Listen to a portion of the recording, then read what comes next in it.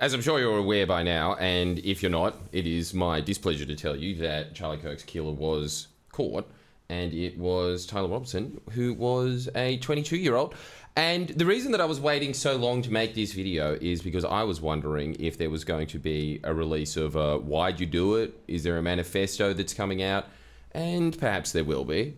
But for now, it really seems like it's just brain rot. That seems to be the best answer, which is something that we were touching on this channel. By the way, all these people that came here and said like, hey, you're politics. No, this is like the psychobabble channel, okay? And if you want to go and get like a bunch of self-help and stuff, like this is the place to come. But the reason that we were waiting for that in this context is because what we were discussing was an article that was published in Newsweek maybe in the 80s or something, but it was about Secret Service talking about what is the motivations behind political gunmen. And look, people can sit there and they will, and you've seen Fox News and you've seen all the online commentariat, and then you've seen Sky and you've seen, you know, your usual types, your Twitch streamers and all of that try and turn this into a political thing. It's not. The reason that this is on this channel is because it's a psychological thing. That is just a sick mind. And what is even sicker is the fact that it is getting more and more acceptable in American culture. It's always been acceptable, let's be honest. There has always been a level of acceptability of violence being somewhat tolerated in the American system when it comes to their democracy. But it seems to be getting turned up a notch very quickly. I think that that is, you know, I think that's on them. I think that's a cultural thing. I think that that is... Look, this in itself should be enough of an indicator. Over 40% of Gen Z in the United States think that violence is sometimes acceptable.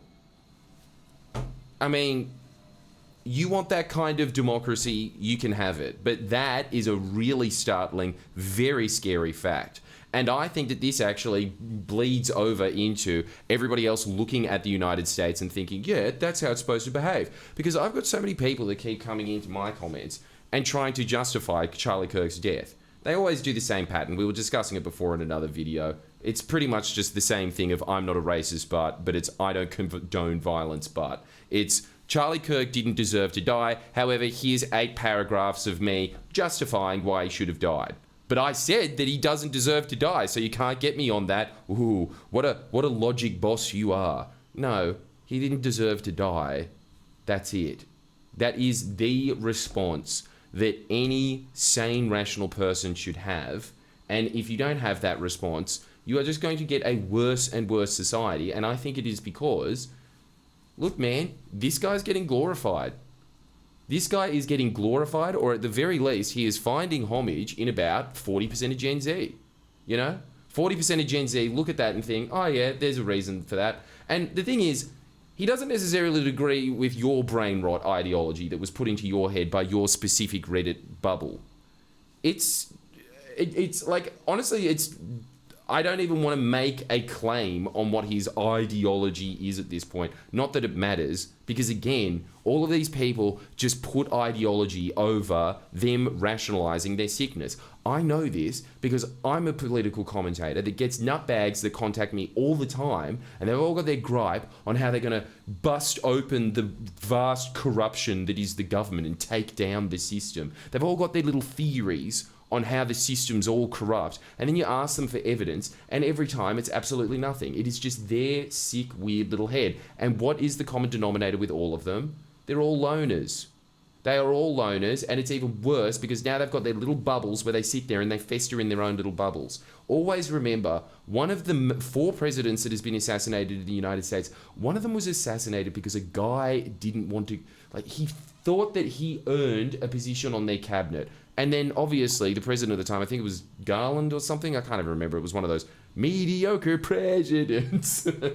So I can't remember his name, but he was saying to the guy, no, stop bothering me, I don't want you anywhere near me, you're a nut, and so he killed him.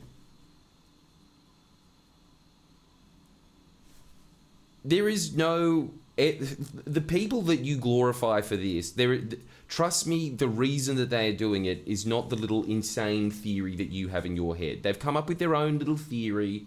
They've got their own little inner demons that they've uncovered themselves. Always conveniently, have you noticed this? This 22-year-old only recently got politically active, and he decided with his 6 months of looking at political forums that he had the answer. That he was going to go up and sniper some guy in the head, and that was going to solve the world's ills. This is something else that I think is really bad about politics, is that it kind of just like, it latches, when it comes to these people, they get latched onto one thing, and then they never shut up about it forever. I know, because this happens to me all the time. Like, there's some sentence that annoys them, and then they'll just keep bringing it up for years and years and years in the forums and buzzing around it like a bunch of hornets. Now think about that. That is more or less having a one-sided argument with someone that the other person isn't even having with them, and they are magnifying that in their heads for years. It's like it's a form of suffering. That is a form of suffering according to Buddhism, which is that you are sitting there poking the wound constantly.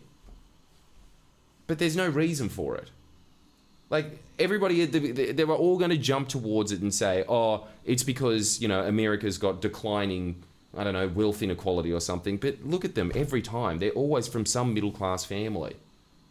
You know what the big common denominator is with all of these shooters and all of these chronically online psychos that are sitting there justifying it and then getting mad when you point out that they are justifying it? You know what they all have in common?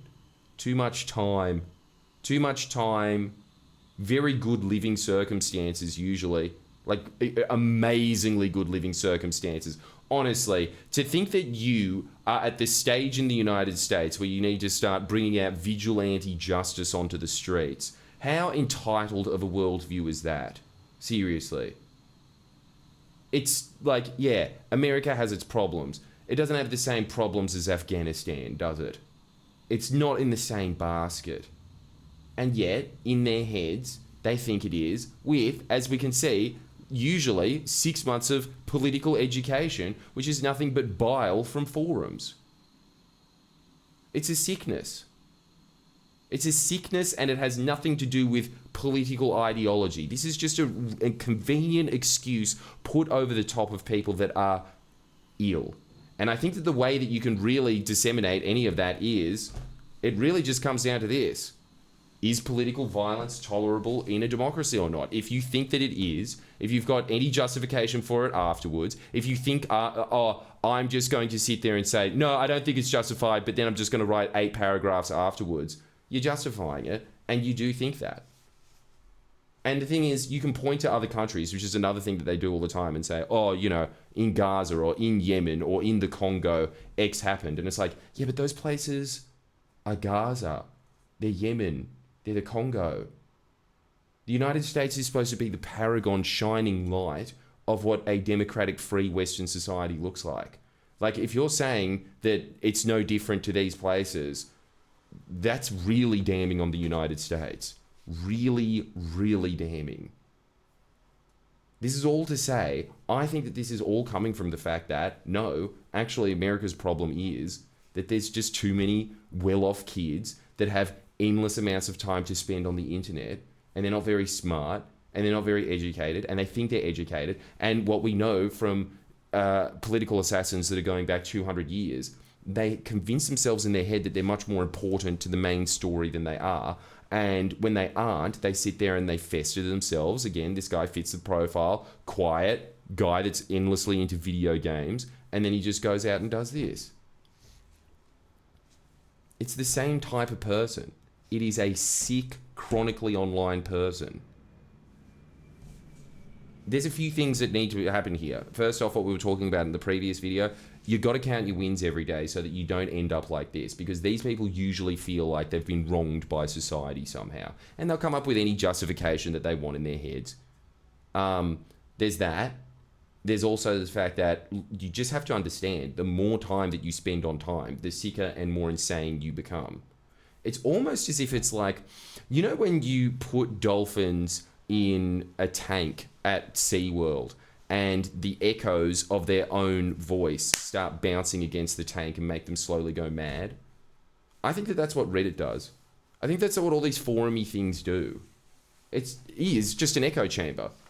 It makes you go madder and madder. It makes you think that this is the only worldview. And obviously, every worldview that is just this worldview becomes extremely inbred very quickly. So, another one that's really paragon, which I don't think that we can do on a global level, but I'm telling you for your own sake, you will be a better, well-rounded, happier, safer, sane person if you log off. And there's a couple of tips that we've always talked about with this. There should be a space in your house where it's like, there's no phones that are allowed here. This is just work. There's no internet that's allowed here. You should have an app on your phone, on your laptop, that just shuts your internet off. You'll sit there and say, oh, I'll let willpower, I can do it with willpower. You can't. We've proven it constantly. You cannot. As soon as you know the password around it, as soon as you've got the app cheat code, you'll get out of it so that you can go, and then you'll say, oh, I just need to research one question or something like that, and then you'll be on it for 2 hours, and every time, what do you feel like afterwards? You feel sick. Don't you feel like after you've been on the internet for too long, it's sort of the mental equivalent of eating KFC? It has that same sickly feeling to it. This is what these people are. This is what all of the people that are saying anything other than this is unacceptable, full stop, they are on this spectrum. They are on this spectrum of being chronically online and sick as a result. You've really got to pull yourself out of it. And I think that the best way to do that is to make sure that there are some environmental factors in your house that are sort of no-go zones. That it's, this is a rule, this doesn't go here, right? Like just your classic mum thing of like, no phones at the kitchen table. It should be that kind of stuff in your house. Because honestly, this is destroying the world. See, this is the worst thing. I've just got to rant about this now. For years and years, I was saying keep a dumb phone, but they got rid of all of the networks and you can't even keep a dumb phone anymore. I've got this, but I don't know the password to the internet on it. I found the password to the internet on it, and guess what? I started spending hours on it. So I got my editor to change the password on my own phone. That is the length that I really walk the walk when it comes to this stuff. This is, I think, why so many other political commentators that I've seen in my space, they become dumber, and they become more insular, and they become really jaded, and they start saying horrendous things, and they just start becoming more extreme, and it's because they're just sitting here looking at hateful comments all day, and they're sitting in their little forums, and they're just getting more and more worked up till they just justify, yeah, kill him, that's a form of debate. It happens. Anyway, if you like that, make sure that you come to my seminar, which is, I'm sorry, this is probably going to be the last downer on this channel for a while. We'll see. We'll see, who knows. I'm going to try and move out of it and give some more uplifting stuff again. But, you know, I've got my seminar. It's on Tuesday. It's going to be about the principles of success, everything that we know, that I've read over the years of like, this is statistically what successful people do in any field. This is the breakdown of what their habits are. These are the ones that you need to start implementing in your life, and you will see profound results, much like you will if you sign up to my Patreon for an extra 3 of these videos a week that are way better research than this, that are way more specific to you, because you can ask questions and I will answer them there.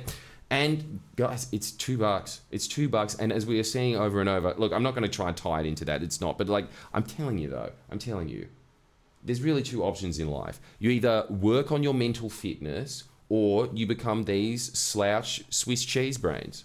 Those are your options.